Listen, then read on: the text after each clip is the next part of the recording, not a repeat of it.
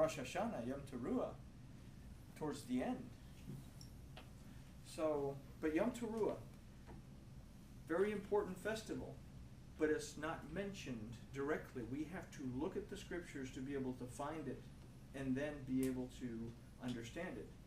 The shofar will again blow to gather the remnant. Those who have died will be restored to life, and those who remain faithful to the instruction of Yahweh and are still living will be gathered. The nation, the living who remained in rebellion to the word and instruction of Yahweh, will remain outside of the gates and will be judged. After the judgment, the gates will be sealed. As Yahusha said, there will be weeping and gnashing of teeth. Just like Manasseh, Teshuvah can still be made. It's not the Father's desire that any perish. But the question is, will it happen?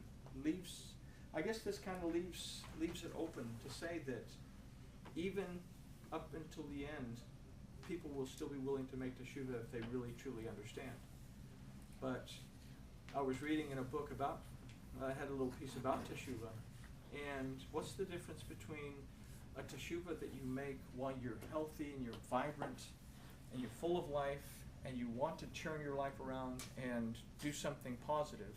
What's the difference between that teshuvah and making a teshuvah on your deathbed before you die, when you can't do anything with that? Sure, there's forgiveness, there's pardon, but there is a major spiritual imbalance in those two things. One of them enhances your life. The other one simply makes it easier to die. So, anyway, so after this will be the Feast of Tabernacles, or Sukkot, and finally the Great Redemption.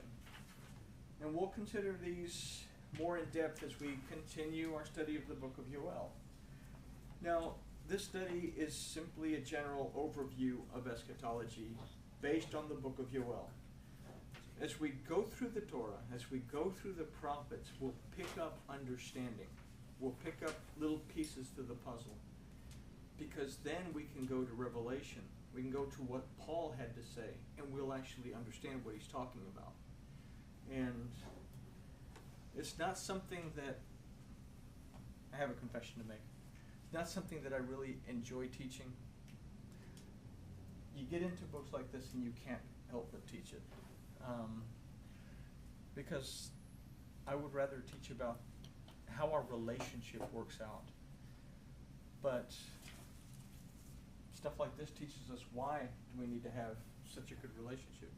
Why do we need to study? Why do we need to keep Torah?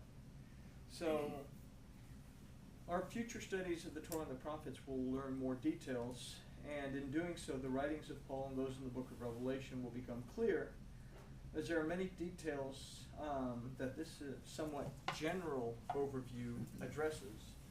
So only by studying and learning together are we going to understand the full impact of the book of Revelation. Yeah, I went back and I read the book of Revelation today, based on what we've studied so far, based on what we studied in the past recently. And pieces of it start to really get colorful and make sense. There's still a lot of it that's, okay, this lady sprouts eagle wings and starts to fly away, and the lady gives birth and runs off to hide in the woods, and so there's still some stuff that needs clarity and is difficult to explain. But I think that as we go through the prophets, as we go through our Shabbat Torah readings, that we'll be able to tackle Revelation maybe next year and really get a lot out of it. And I've gibbered and jabbered, and so there we go. I guess grooviness has truly been achieved. I hope, I think, I'm not sure.